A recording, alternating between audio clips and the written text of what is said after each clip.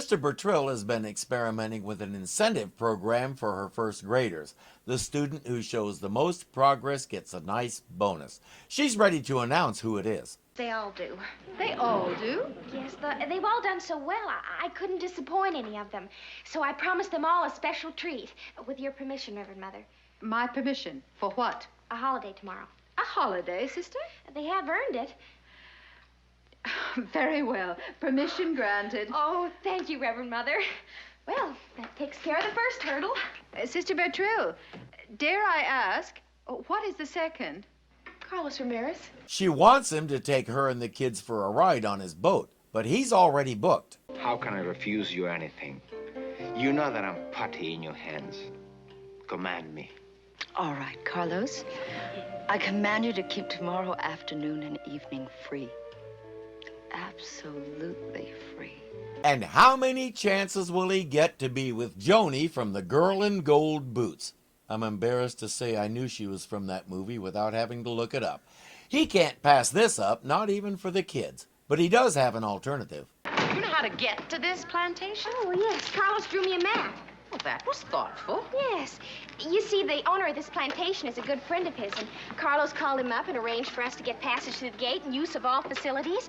And it's supposed to be one of the most beautiful spots on the whole island. It's all set. The kids will have a wonderful day, and Carlos got her out of the city, so there's no chance of her interrupting his important meeting. Okay, kids, I have some paper and some crayons. And now I want you all to draw a picture of a picnic. And the person who draws the best picture gets a prize. Okay, pass it out. Here's some crayons for you. Pass them around. Okay. Where's mine, sister?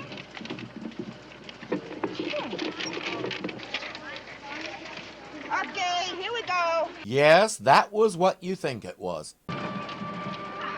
Carlos didn't mention a road with a fork in it. Can I see that map? What map? I put it right here.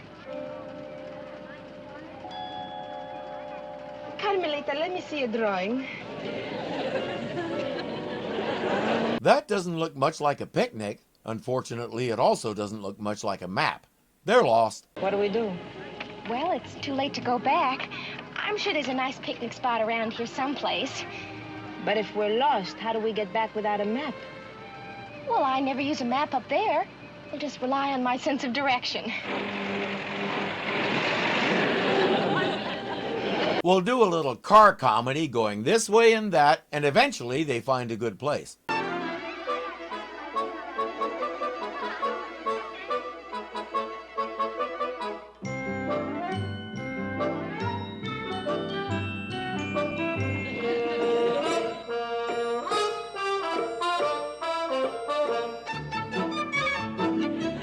The Caribbean is known for its sunshine, warm waters, tropical foliage,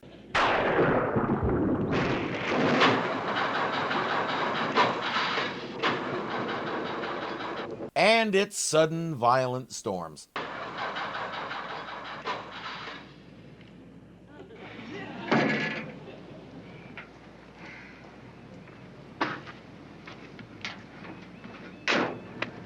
The battery, he is... Dead, sister. Guys, sit back down and take a deep breath. I know, it wouldn't crank like that if the battery was dead. I know.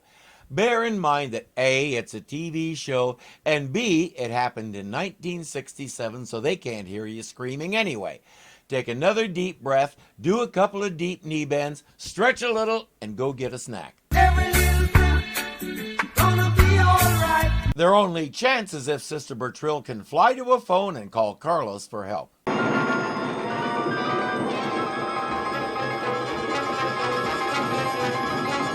This doesn't seem like a good idea.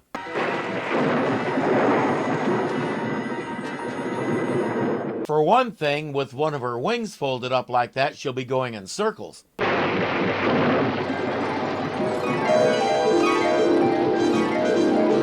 Eventually, the wire was the only thing holding her up. When the rain rusted that away, down she went. Okay, that didn't work. It's a short walk back to the car where Sister Sisto and the kids have taken shelter. Well, the police say there's been no report of an accident. But Captain Lopez is going to check, and he's promised to keep in touch. And all we can do is wait and pray. Well, there's one other possibility. Take a wild guess. Hello? Oh, this is Sister Jacqueline. I'm sorry to disturb you, Senor Ramirez, but I'm calling about Sister Bertrille. I should have known. She explains the problem and asks for the name and number of his friend with the plantation. A call there confirms that Sister Bertrille and the others never arrived. Instead, they're making the most of the situation. The rain has stopped, so they're building a fire and making a shelter for themselves.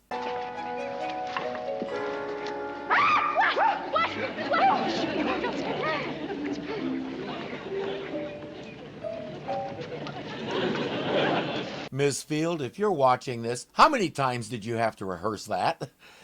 They're huddled around the fire, and the kids are getting a little nervous. I think I'm a little afraid myself, but you know what?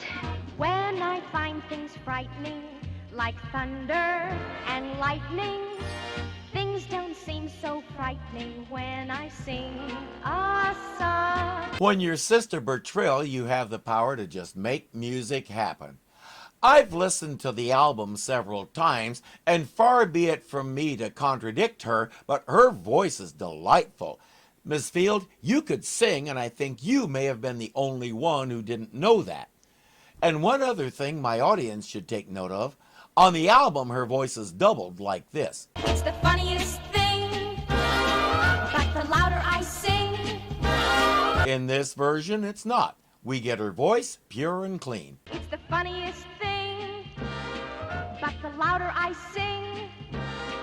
Yes, the louder I sing, the braver I get. I can only speak for myself, but I prefer the undoubled one by a long margin. Again, Ms. Field, you could sing and you were good. I say that as a trained, experienced musician and singer, and not just as a moonstruck teenager in his 60s. Sister Jacqueline calls Carlos and gives him an update. He says, "Thanks for telling me, but there's nothing I can do." Nobody else ever got lost going from San Juan to the plantation. Who is lost? She always interrupts. Even when she isn't here, she interrupts. She? Yeah, Sister Bertrille. A nun? Well, she's a friend of mine. Not even that. She's a nuisance. My own personal nuisance. A personal nuisance who, by your own admission, is helping you be a better person. But Paula reiterates the obvious. This is a police matter. It's not his responsibility. Of course not. I need your help. Oh, Sister Bertrille, you are a nun. Why do you come to me anytime you need help? You are supposed to pray.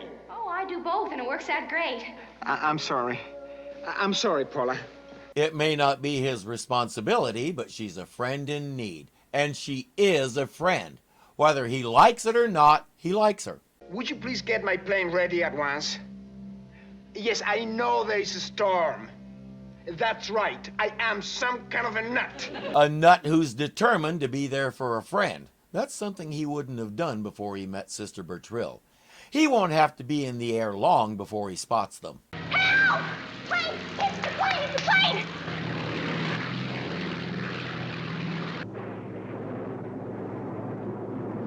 (169 FN to San Juan Tower, over. San Juan Tower to 169. Go ahead. I think I spotted them.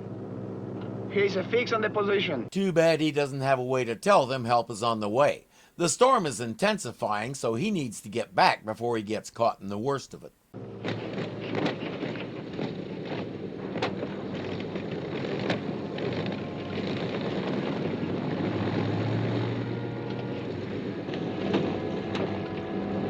Well, sister, your prayers have been answered. Now it's my turn. I need help. Never mind. And he didn't come back? I tried to contact Senor Ramirez as soon as the police told us that you had been located, but he hasn't been heard from since he reported your position. Oh, no, he might have crashed. He might be hurt. No, they're organizing a search. Reverend Mother, can't I go too? Reverend Mother says, yes, you should help with the search. And she will, as soon as she fixes her droopy cornet. She scours the island from the air, but there's no sign of Carlos or his plane. There's a plantation way off in the middle of nowhere, and maybe they know something. Do you know something, Carlos? For a man who almost ended up as a statistic, you're a pretty cool customer. Did it ever occur to you that a shark could be nibbling on your ear just as easily as my sitting here rubbing your back? Well, it was only a few hundred yards that made the difference. Poor Carlos. Sister Bertrille had better get on there and rescue him right away. Anybody home? Oh, what? You didn't let me crack up and be done with it. Hello? Anybody there? Carlos, what on earth is it? Listen, I'm not here. You never saw me. You don't know me. We won't find out where the plane is, but at least Sister Bertrille knows that Carlos is safe and well. Sister, couldn't you have possibly saved me tomorrow?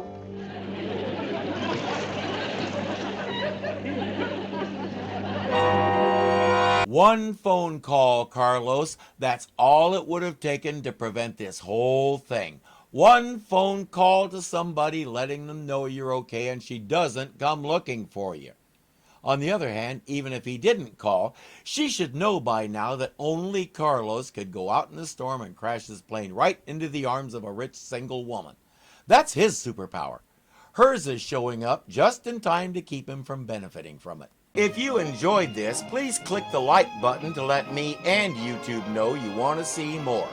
If you're not subscribed yet, punch me in the mask here and get signed up so you don't miss a thing, because something is always happening here at Irving Zoo. As always, thank you for watching, and I'll see you later. Sister Bertrille has been experimenting with an stretch a little, go get us, come on, and take a deep breath. I know, come on. You may have been the only one who didn't know that. And the only one who didn't know that. And I think you may have been the only one who didn't know that. Long before he before he bites his tongue.